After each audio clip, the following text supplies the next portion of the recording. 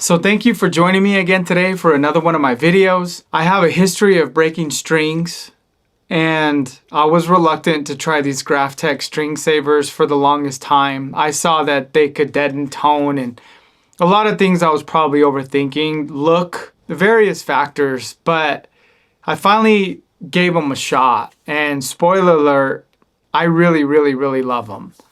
And so I thought I would take you into this journey with me by giving you some examples of actually how they ended up sounding. So the way I've recorded this is I've used ToneX. I just got this ToneX. Man, I really fell in love with it. But they're captures of my PT15 and my Dr. Z Z-Reg Jr. I decided that I would use those captures because I would use a direct inject from my guitar right into my interface. And the reason why I did that is because after we hear what the amp sounded like, I also wanted to hear what just a pure signal would sound like, which I thought was going to be the most revealing thing, besides just hearing it in the room. But that can trick you too. Like, you never know with stuff like that and what could go on with your brain. And I'm filming this now after having shot what you're going to see, because I wanted to give myself a good fair chance and a test to see if this would actually work, if I would like the tone overall for the long haul after a couple of weeks, if I would be satisfied with not breaking any strings, like if that would actually happen for me, what kind of other changes may happen with the guitar down the line. But I gotta tell you, I haven't broken any strings. The tone is still there. And man, I really love what's happening with the guitar because I'm noticing an increase in the tuning stability. I'm noticing no difference in tone. And the way it looks is totally solid for me, for my personal opinion, and what is acceptable to me. So with all this research, I was thinking too, well, what if all I changed was the actual treble strings? So I could keep the energy of the wound strings. At worst, I may just deaden some treble, but then the strings that break the most is the strings that are going to be quote unquote protected. But what that had me do was that actually had me put these on another Tom Anderson guitar. You get like a 2-for-1 if you do that. And you know, obviously the saddles have to fit both of your bridges. But for me, the one set of saddles definitely would fit both bridges. I wanted to use this video also to share some setup tips in case you want to do something like this yourself and you're nervous about doing a setup or something. I just thought I would bring Norman in and just kind of film some basic tips. He's been such a great friend. He's been with me through this process. He's family too. We've done experiments. You know, he's gone crazy with you know, making my saddles as smooth as possible before making this transition and stuff. So he's been here with me every step of the way. I did the first portion of this myself. What you want to do is just, you know, take a good picture of what your bridge look like before you make any changes. Make sure you take it straight top down like that. And then what you want to do is just make sure that you take a good picture of your string heights, and then take good note of what the distances of the saddles are. And then that's going to be a really good starting point for you to at least try this before you take it to a tech. Don't be, I was always afraid to try things like this, but you know, over time, you know, I've been more and more comfortable with it. Now let's just talk about the tones, right? So check this out.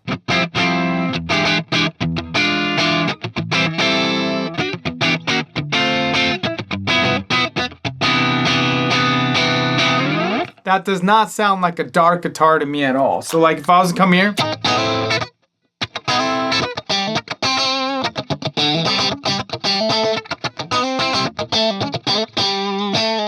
All right, so I mean, that's nice, chimey, open. And then when we check out the blue one.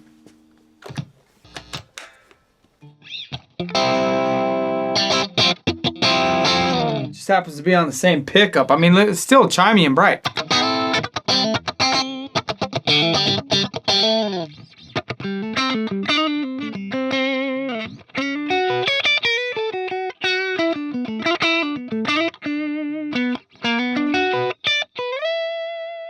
I mean, I don't hear any problem with the treble strings at all. Zero. In fact, when I first made the change, I mean, I didn't notice anything at all. That was a really awesome experience because a lot of times what happens is your brain will trick you. After you know there's something different, your brain will key in on it. But I mean, I was instantly satisfied. I had no regrets about what I did. And man, under all kinds of whammy bar usage.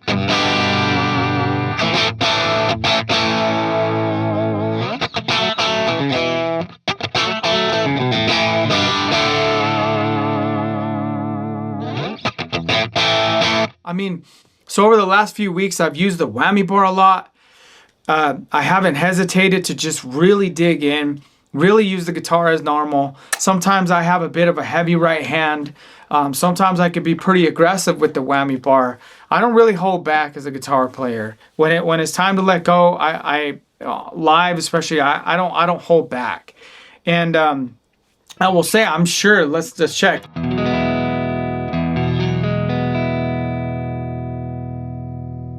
Still sounds in tune. Don't hesitate to try this. And this is the way you should do it, in my opinion, because you get a 2-for-1. You don't have to worry about your wound strings. For all we know, it may sound the same with all 6, but it's not a concern, right? Now, if you're seriously breaking the wound strings, I would say just try it. I mean, give it a shot.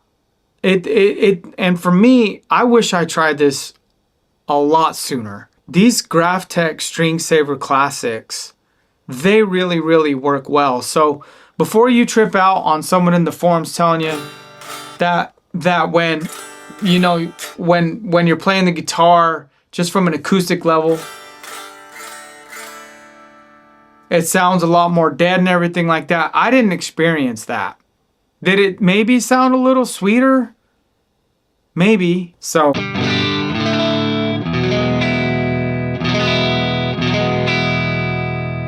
that does not sound like a dull guitar to me. Thank you for being a part of this video. I really do hope it helps you.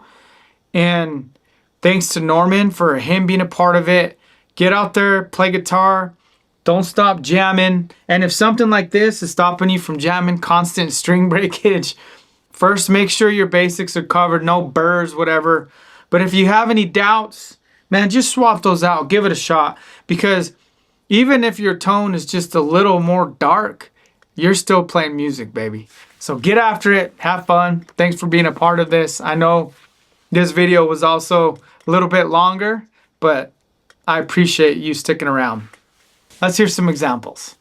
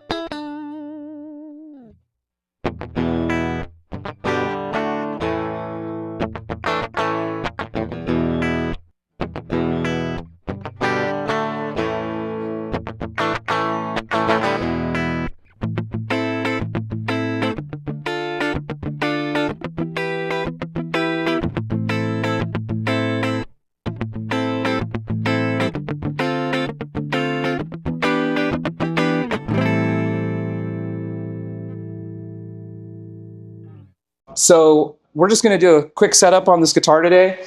And we know that this is a known good, pretty in shape guitar here. So a lot of the things that are important about doing a setup, we know are already good here. We know we got a nut that's cut correctly and we got a good height at the nut. And we know that the frets are really level and in good shape. So obviously if you have those two things that are things on a guitar that you can't just adjust with a wrench, then that lends itself to do a pretty quick, straightforward setup on the guitar. So the first thing that I always check is, first of all, I get the guitar in tune. And the reason that I do that is because you want to have the exact tension on the neck that you're going to have when you're playing the guitar. And that's going to give us the information that we need to be able to set the truss rod if it needs to be adjusted at all. So the string tension is everything with the neck. And you also want to always be checking the tension and the neck relief in the playing position. You don't ever want to be putting it on a bench like this where gravity and other forces are acting on the guitar in a way that's different than when you're actually playing the guitar. So I always just hold the guitar and tune it. And then, you can use feeler gauges, and I've seen people use guitar picks or business cards. There's lots of different ways to check the neck relief. I've done it so many times now that I kind of can just eyeball it. So I'll hold the first fret down, and then I'll use my arm and hold the strings against where the body meets the guitar. And then in the middle, I'll just tap, and I can see in those frets how much space is there under the string. And just from experience, I kind of know that I like about 6/1000ths. I can tell with this guitar that we already have pretty good, almost perfect neck relief. So you can hear that little bit of a noise that it's making.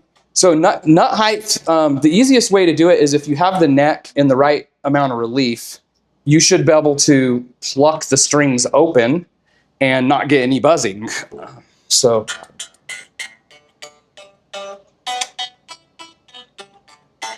that's telling you that there's enough clearance on that first fret that you're not getting buzzing over here. The other thing that you would test is, hey, great, it's high enough that it's not buzzing, but is it so high that it's hard to play? I would fret by that first fret, and it's similar to checking the relief in the middle of the neck when you're checking the neck relief. You should be able to just barely press it, and you should be able to easily fret that first fret, and that'll make those like bar chords and other chords in these lower positions a lot easier to play.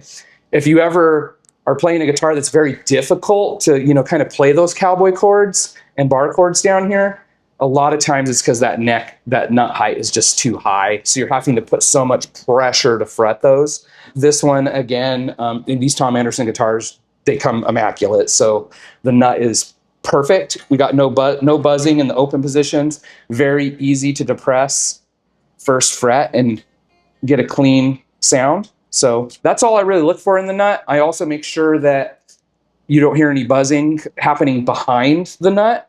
Sometimes if there's not proper relief cut for the strings to go to the tuners, you'll get weird buzzes and stuff up here. And that can be fixed a variety of different ways. But regardless, we know this is a known good nut. Everything's good. We don't got any problems there. So those are just some of the things that kind of would look at in terms of the nut.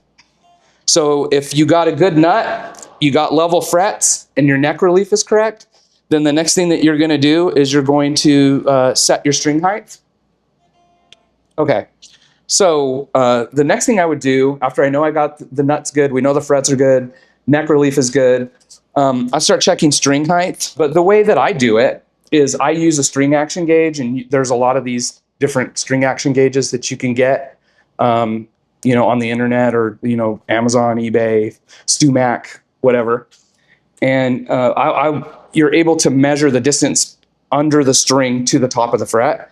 So I would just check those, and I kind of have some guidelines that I use when I'm doing guitars. I kind of like to go between like 60 thousandths and 40 thousandths under the 12th fret. So I'll take a look, I'll measure. I can see that this one is right on about 70, which I think that makes sense because I set this guitar up for Javier in the past, and I know that he likes low action, but not as low as it possibly will go. He likes somewhere in between, just take it as low as it'll go and then back it off just a tiny bit. That way he's able to play hard, strum pretty hard and grab in, and it'll be clean. But if he wants to get a little gritty, he can hit the strings a little bit harder and still get that out of it. And I just start going down and looking at each one, and you should sort of see them kind of get closer and closer to the fret as you get towards the E string. So the E string here, it looks like we're measuring right at 40. Yep, 40, 45, 50, 60. Yep, 70, 70, basically. So not everybody is a big fan of measuring everything. I like to measure because I have multiple instruments and I like to have a consistent setup and feel between my instruments. I don't want one instrument to have really high action and be unwieldy, and then another one be too low and buzzy.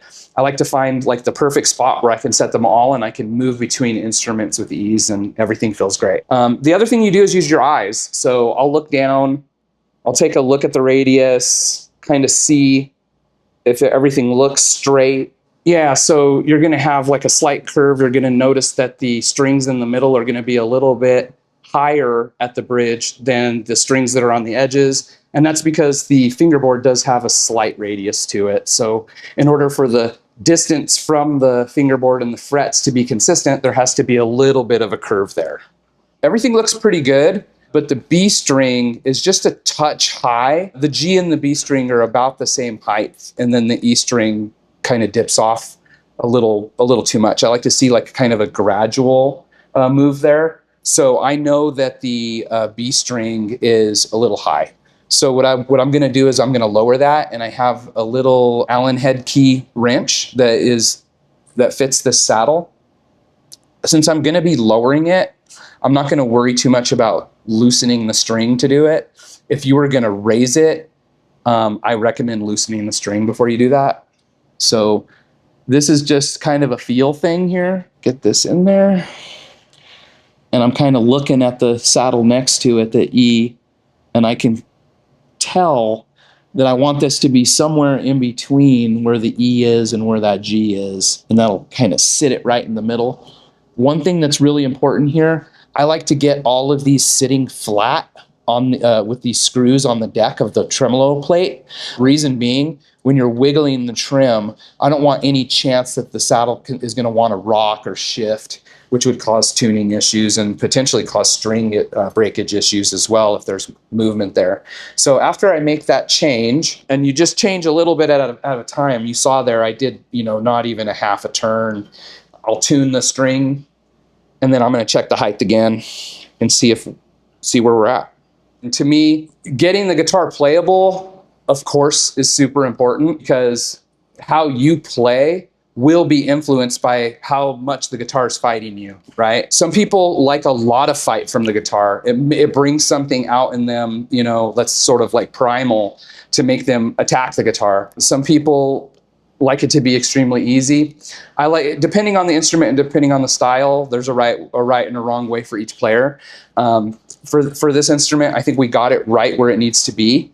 The next most important thing after how playable is the instrument is the instrument in tune. You already are dealing with even temperament instrument where it's not perfect. So getting intonation is good as you possibly can is super important when you start doing different chord voicings up and down the neck, because in a game where everything's not perfect, if you're a little off, then all of a sudden things can be really audible to the listener, and especially more importantly to the player, because even if the audience doesn't notice things, if you're a guitar player and you're hearing things that don't sound in tune while you're playing, it's not exactly going to inspire you to bring out the best of yourself. So in order to do intonation, you're going to change the string length in this direction, obviously by adjusting these screws that move the saddles back and forth. So what I do is I use a Strobe tuner. These things are the best, and I will do the open string, I'll do the harmonic at the 12th, and I'll fret the 12th. And sometimes I'll even fret notes up the neck as well, depending on the instrument. I've had some instruments where I've had better luck checking the intonation in multiple locations on a string rather than just open in 12, and finding like the perfect compromise for that neck where you get as much of the neck in tune as possible. Some interesting to note about when you fret a string, when you first fret a string, it has the maximum amount of attack that the string is going to see while it's vibrating. And the string will always slightly go sharp and then settle back into tune. So I always look for the initial strike to go slightly sharp and then for it to settle in. So you can see open, it's a little flat, so I'll tune it up.